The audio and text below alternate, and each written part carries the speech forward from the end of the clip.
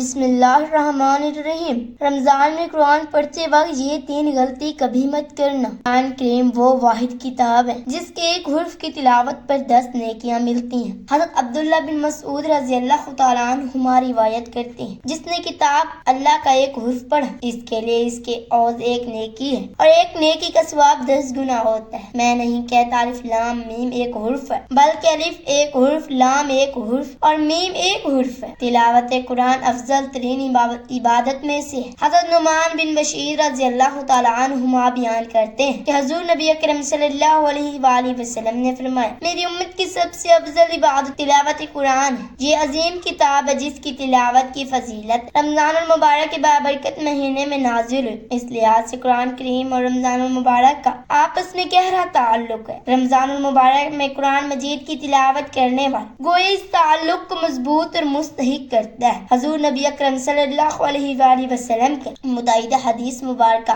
اس بات کی دلیل ہے کہ آپ صلی اللہ علیہ وآلہ وسلم رمضان المبارک میں قرآن کریم کی تلاوت فرماتے اور جبرائیل امین علیہ السلام کو سناتے۔ حضرت عبداللہ بن عباس رضی اللہ تعالیٰ عنہ سے مروی ہے کہ حضرت جبرائیل امین علیہ السلام رمضان کی ہر رات میں آپ صلی اللہ علیہ وآلہ وسلم سے ملاقات کرتے اور آپ صلی اللہ علیہ وآلہ وسلم سے ملاقات کرتے اور آپ صلی اللہ علیہ وآلہ وسلم کے ساتھ قرآن کا دور کرتے۔ مزید بڑا روزہ قیامت قرآن کا اہتمام کرنے والوں پر، اس کے معنی سمجھنے والوں کی شفاعت خود قرآن حکیم فرمائے گا۔ حضرت عبداللہ بن عمر رضی اللہ تعالیٰ عنہ بیان کرتے ہیں کہ حضور نبی اکرم صلی اللہ علیہ وآلہ وسلم نے فرمایا، قیامت کے دن روزہ اور قرآن دونوں بندے کے لیے شفاعت کریں گے۔ روزہ کہے گا، اے میرے رب، میں نے اس شخص کو دین کے وقت کھانے پینے اور دوسری نفسانی خواہشات سے روکا رکھا، پس تو اس شخص کے متعلق میری شفاعت قبول فرما۔ قرآن کہے گا، اے میرے رب، میں نے اس شخص کو رات کے وقت زندائے رکھا، پس اس کے متعلق میری شفاعت قبول فرما۔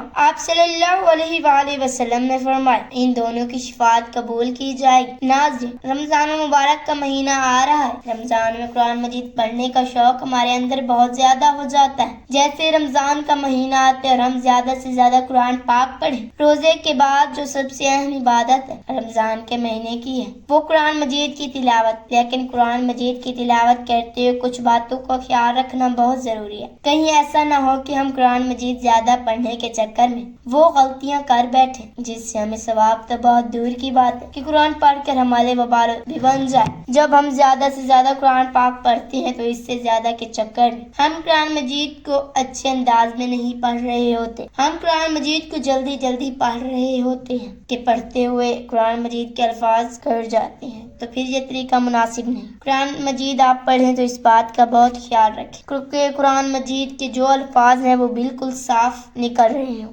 کیونکہ جلدی میں اگر زبر زیر کی بھی غلطی ہو جائے تو وہ آیت بگڑ جائے گی اور اس کا ترجمہ بالکل بدل جاتا ہے۔ تو قرآن مجید پڑھنے میں اس بات کا بڑا خیال رکھیں۔ بعض لوگ بڑے فجر سے بتاتے ہیں کہ میں تو 10 منٹ میں پارہ پڑھ لیتا ہوں۔ ایسا ہرگز نہ کریں، کیونکہ اگر آپ کی غلطیوں کی وجہ سے قرآن پاک کا ترجمہ بدل جائے تو آپ بہت بڑے گناہ کے مرتکب ہوں گے اور سزا بھی کڑی ہوگی۔ اس کا بہت خیال رکھنا چاہیے کیونکہ اللہ تعالیٰ قرآن مجید پڑھنے والے کی صفات دیکھتا ہے اور اس کی مقدر ہرگز نہیں دیکھتا۔ حدیث میں آتا ہے کہ جو شخص قرآن مجید کو پڑھ رہا ہو لیکن زبان اس کے ساتھ نہیں دے رہی ہو، لیکن وہ پڑھنے کی کوشش کر رہا ہو، بھٹن رہا ہو، اللہ کے نبی صلی اللہ علیہ وآلہ وسلم نے ارشاد فرمایا کہ اس کی اٹکنے والے کو دگنا اثر ملتا ہے۔ جیسے کہ ارشاد ہے، فرمایا کہ اس کے اٹکنے والے کو دگنا اثر ملتا ہے۔ جیسے کہ ارشاد ہے، حبیب قرآن کو وقوف عرب تمام کیفیت و مفہوم معنی کے ساتھ خوف تحت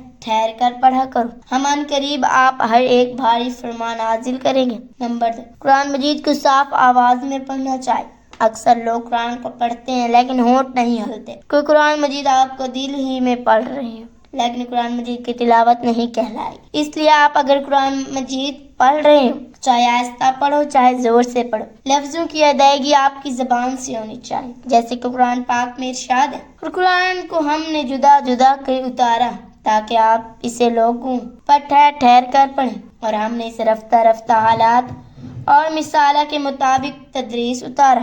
نمبر 3، بظاہر قرآن پاک کھلا ہو اور آپ کی نہ تو ہونٹ چل رہے ہو نہ زبان کے گاہ کے لفظوں کی مکمل ادائیگی نہیں ہو، اکثر لوگ بالکل ہونٹ بند کرتے ہیں، ان کی ہونٹ حرکت نہیں کر رہے، بس ناظرین چل رہی ہے کہ بس لائنوں پر نظریں چل رہی ہوتی ہیں۔ تو یہ قرآن مجید کو صرف دیکھنا ہے، یہ قرآن مجید کو پڑھنا نہیں ہے۔ یہ اس لیے بھی ہم کہہ سکتے ہیں قرآن مجید دل میں پڑھا جا رہا ہے، لیکن قرآن مجید دیکھنے کا ثواب تو ملے گا، دل میں قرآن مجید پڑھنے کا ثواب مل سکتا ہے، لیکن قرآن مجید پڑھنے کا جو اصل ثواب ہے وہ آپ کو نہیں ملے گا۔ اس لیے اگر آپ آہستہ سے بھی قرآن پڑھ رہے ہیں تو زبان سے لفظوں کی ادائیگی ہونا ضروری ہے۔ تو یہ غلطیاں جو قرآن مجید کی تلاوت کرتے وقت ہم کرتے ہیں، جہاں ہمیں بالکل بھی نہیں کرنی چاہیے۔ حضرت ابو ہریرہ رضی اللہ تعالیٰ عنہ بیان کرتے ہیں کہ حضور نبی اکرم صلی اللہ علیہ وآلہ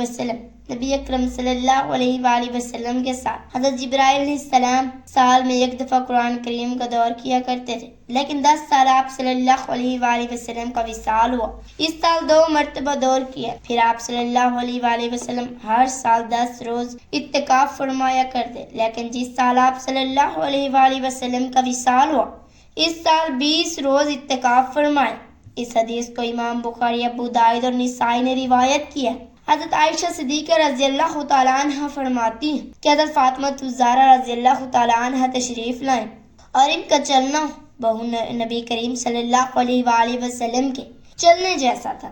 آپ صلی اللہ علیہ وآلہ وسلم نے اپنے لخت جگر کو خوشی آمدید کہا، اپنے دائیں یا بائیں جانب بٹھا لیا، پھر چپکے سے ان سے کوئی بات کہی تو وہ رونے لگی۔ میں نے کہا، ان سے پوچھا آپ نہیں ہیں کہ آپ صلی اللہ علیہ وآلہ وسلم سے ان سے کوئی بات چپکے سے کہیں؟ تو وہ ہنس پڑے۔ حسین نے کہا کہ آج کی طرح میں خوشی کو غم کے اتنے نزدیک کبھی نہیں دیکھا۔